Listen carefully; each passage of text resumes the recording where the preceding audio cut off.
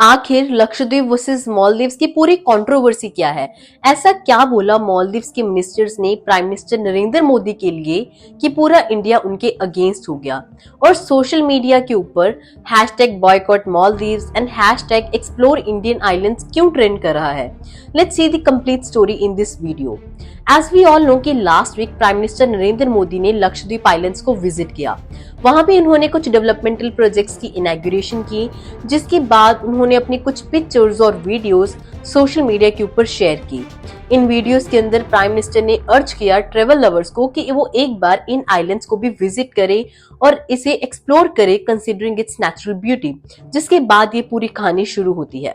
मालदीव्स की deputy minister of youth affairs Mariyam Shiuna ने इसके नीचे कमेंट किया, जिसमें उन्होंने न सिर्फ प्राइम मिनिस्टर नरेंद्र मोदी का मजाक उड़ाया, उन्हें क्लाउन और पपेट ऑफ इजराइल भी बोला। उनकी पूरी ट्वीट थी what a clown, puppet of Israel, Narendra diving with a life jacket. अब ये कमेंट्स बहुत ज्यादा डेरोगेटरी हैं। इसी के साथ कुछ और भी मिनिस्टर्स ने सिमिलर ट्वीट्स किए। अब्दुल माजिद ने ट्वीट किया कि इंडिया इस तरह से डायरेक्टली एक एक्सप्लिसिट अटैक कर रहा है मालदीव्स के ऊपर और इंडिया कभी भी मालदीव्स के बीच टूरिज्म को चैलेंज नहीं कर पाएगा। जाहिद रमीज ने ये बोला कि इंडिया वो सर्विसेज कैसे प्रोवाइड कर सकता है जो मालदीव्स कर रहा है, और इंडिया के अंदर सबसे बड़ी प्रॉब्लम है रूम्स के अंदर बैड स्मेल, जो कि एक परमानेंट इशू है। अब ये सारे ही ट्वीट्स बहुत ज्यादा शॉकिंग थे क्योंकि प्राइम मिनिस्टर ने अपने ट्वीट के अंदर कहीं भी मालदीव्स को मेंशन नहीं किया। किसी भी देश का लीडर अगर अपनी कंट्री के टूरिज्म को प्रमोट कर रहा है, that is not at all any attack on any other nation.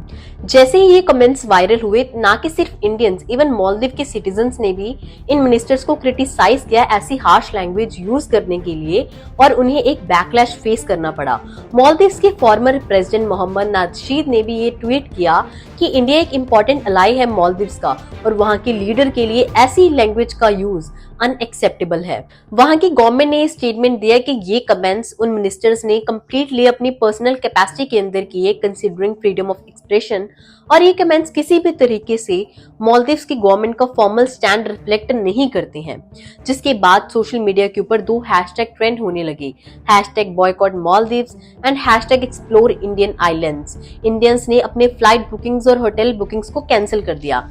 As many as 8,000 hotel bookings and 2,500 flight bookings were cancelled। यही नहीं, ऑनलाइन ट्रैवल कंपनी ईज माई ट्रिप के सीईओ ने भी इसके ऊपर ट्वीट किया और उन्होंने बोला कि मालदीव्स की सारी फ्लाइट बुकिंग्स को उन्होंने सस्पेंड कर दिया है, जिसके बाद मालदीव्स को मिलियंस का लॉस हुआ। इसके बाद गवर्नमेंट ने उन तीनों मिनिस्टर्स को सस्पेंड कर दिया। पर क्या ये इनफ था? नहीं। ना कि सिर्फ आम लोग, इवन एंटरटेनमेंट इंडस्ट्री के लोगों ने भी इन हैशटैग को यूज करके ट्वीट्स किए, जिससे अक्षय कुमार, सचिन तेंदुलकर, सलमान खान और लोगों को अर्ज किया कि वो इंडियन आइलैंड्स को भी एक्सप्लोर करें। लक्षद्वीप और मालदीव्स की लोकेशन की अगर हम बात करें तो जियोग्राफिकली ये बहुत नजदीक भी है और इनकी जो नेचुरल कैरेक्टरिस्टिक्स है वो काफी ज्यादा सिमिलर भी है।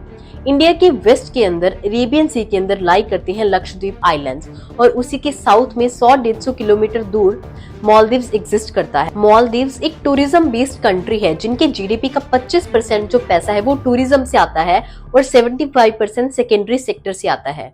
हर साल लाखों करोड़ों लोग एज टूरिस्ट मालदीव्स को विजिट करते हैं। इनमें एक काफी बड़ा नंबर है इंडियंस का।